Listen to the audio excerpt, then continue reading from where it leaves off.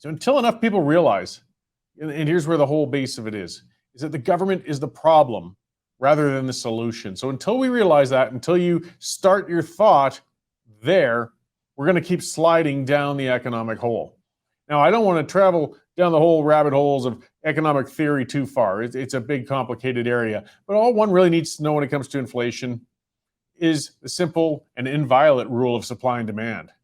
When demand for a product exceeds the supply, the cost of the product rises. It's as simple as that. More people want it, they will bid on it, and the cost of it will go up. If you flood a market with a product, the value of the product will go down. We're seeing that right now with currencies as governments use their central banking ability to create more money while borrowing to get by while they keep spending. The money creation devalues the currency, thus the inflation. You're flooding it, the dollars aren't worth what they were, you devalue them, and the cost of everything else goes up relative to it. So while borrowing temporarily kicks that can of the consequences down the road, we still always pay for it. On the supply side, the government creates nothing. Never forget that. Government creates nothing. It only takes. It only costs. The government impacts supply through regulation. And this is where we see government interference causing inflation. Energy is the number one area in Canada where there's a problem. I mean, the cost of it going through the roof. And where are we sitting? Well, through shutting down coal generation, pipelines, oil sand expansions, delaying every other project from nuclear to hydroelectric with loads of red tape and regulations, the government has choked off growth in energy supplies. Since we can't live without energy, and since the cost of energy impacts the price of every consumer good we have, inflation, of course, quickly follows as energy gets squeezed, and as we're seeing right now. So when the government intervenes in energy production, we pay more. Demand can't go down. Turning on the lights or turning off your lights, and wearing a sweater won't cut it. We need energy. Housing, it's another need, and it's becoming less affordable all the time as well. And again, the government's the prime culprit. And again, it's through interference in supply. Municipal governments have built such onerous regulations around new housing developments, it's become impossible for builders and developers to keep up with the supply. In Calgary, for example, it takes 8 years for a housing development to go from concept to completion, and that's assuming it's even approved. Calgary city councillors were patting themselves on the back and crowing in pride in the fall of 2020 when they rejected applications to develop 11 new communities in the suburbs. Now they're scratching their heads wondering why houses have become unaffordable.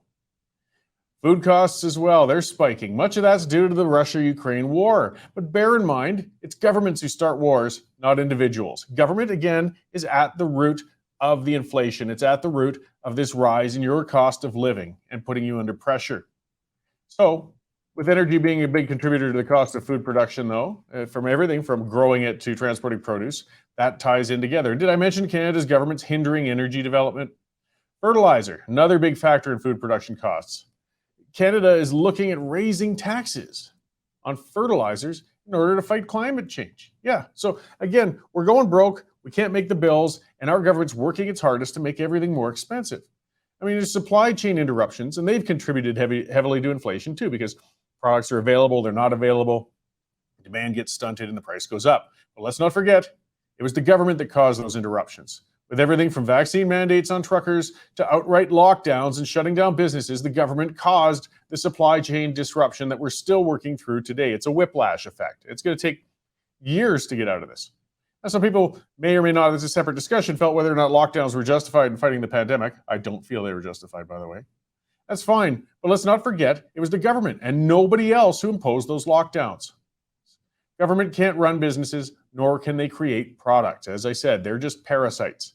They're horrifically inefficient when they try. I mean, despite countless world examples of failure, we still hear a constant chorus of fools calling for the government to do such things as get into the housing market or even nationalize oil.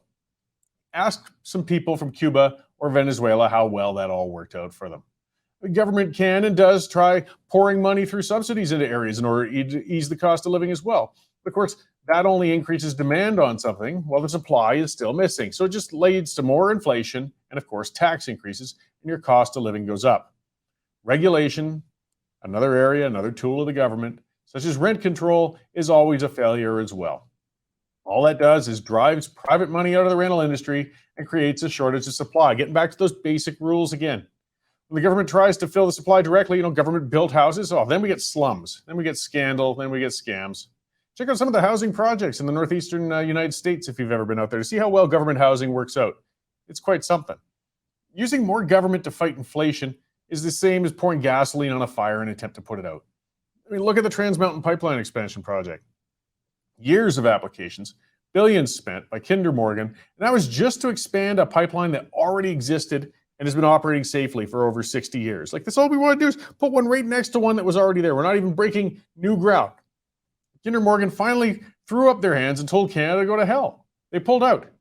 The government bought the line since then, and costs have gone from $7 billion to over $20 billion, while the construction remains hopelessly delayed. Some people are questioning if it'll ever get done, and I'm one of the people among them. If the government had just gotten out of the bloody way years ago, that line would be in production today.